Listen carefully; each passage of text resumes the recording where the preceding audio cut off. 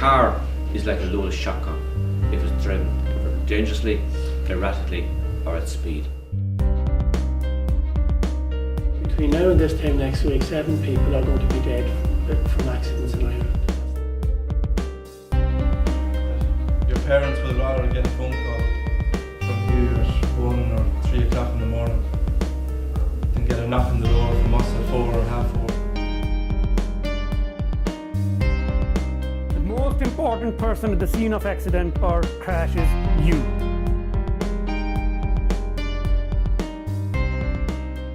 I think that we cannot overemphasise the importance of road safety, particularly for young people.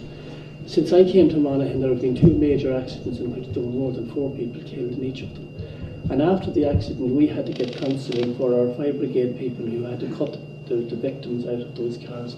And I'm sure Pat and Tony would be familiar. The Gardaí would also have to deal with these very, very traumatic scenes. And it's only when you experience it, when you see a car mangled in bits, when you see somebody in ferocious pain but still alive and in the back of a car, that you realise how important this message is and how much we cannot overemphasise it. The Garda Síochána are involved in engineering, enforcement and education. They're the 3 areas we come from. And enforcement alone will not bring better habits onto the roadway. It's you acting responsibly, driving a car with care, respecting the car you have in your care, and driving it on the roads within the rules of the road.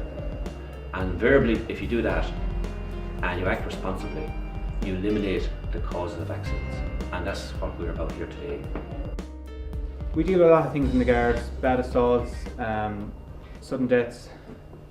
Well, I can honestly say that going to a serious traffic collision has to be the hardest incident you can deal with. The hardest thing I've had to do in the job yet now is when I had to call to a house at 3 o'clock in the morning, knocked on the door. This young person's mother answered the door, young person who was lying on the road, seriously injured at the time, about 3 miles from this house. And I had a driving licence belonging to the person, a blood splattered driving licence, and had to show that to the mother and ask her where her son was, is this her son, and then ask her to accompany me to the scene. Now that is the hardest thing I've had to deal with, because it's real people, it's likes of yourselves, it's the likes of ourselves, it's just real normal people that's been involved in these serious crashes. Why do you speed? Why do you love speeding? Adrenaline, who was that? Adrenaline, well done. And you get the buzz out of it, don't you? It's not the speed per se which causes the buzz.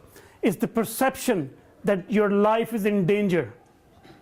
You know, it's the perception which gives you the buzz that your life is in danger, and you get the buzz out of it. Adrenaline gets out of the system.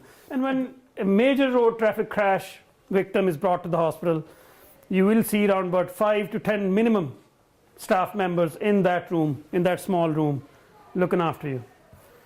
And what do we do there? Universal protocol is that we get the largest size needles available in the hospital to put into the victim of a road traffic crash, because you can lose blood quickly inside your body without any bleeding outside the body. You can lose blood in your chest, your belly, or your pelvis. You can lose all your blood volume into these 3 places actually. So we need to get the largest bore needles into your arms, legs, feet, wherever we get them, neck, to give you fluids and blood transfusion. A car left the road, went opposite side and went to the ditch. This man was seriously injured. A woman was driving behind him with a little baby in the car, baby seat. She saw the crash. She stopped her car on the left-hand side, and she was trying to cross the road to go to this man, and she was hit by another car and she was killed. The most important person at the scene of accident or crash is you.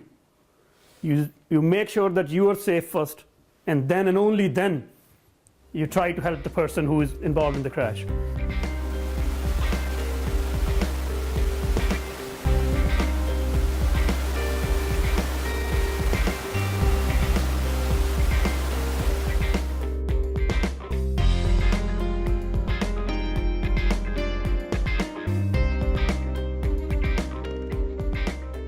we're going to just show you is the difference between a car that doesn't have ABS, because we switched it off, or this one that does. What does the ABS do? Anti-braking system. Anti-lock braking system. But what does it do? Locks. It helps the car Stays in straight line. brake better, and even if you are turning, it'll allow the brakes to still work. We're going to come down here, we're going to go a wee bit faster, so we're going to go up to nearly 40 miles an hour. So we're going to brake and turn. When you see the car turning in, you can't do that in the other car. You just cannot do it. She just keeps on sliding on. So, you see him, look. See him sliding down? So, that's how it works. So, the brake.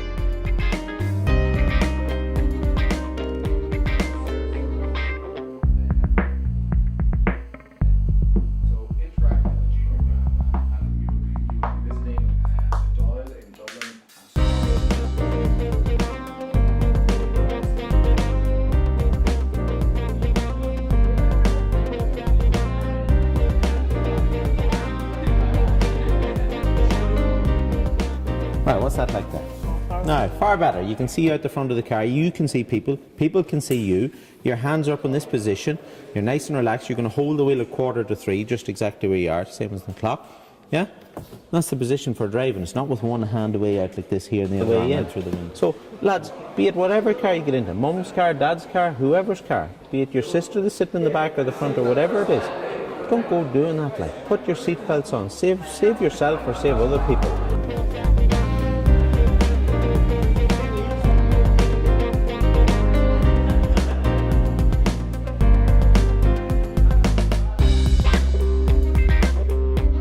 This is the extreme weight that's in the doors, lads. This isn't every car. Can you imagine trying to open that to try and free yourself to get out, okay? You can't open it, okay? I'm going to let it close. Take your hand away.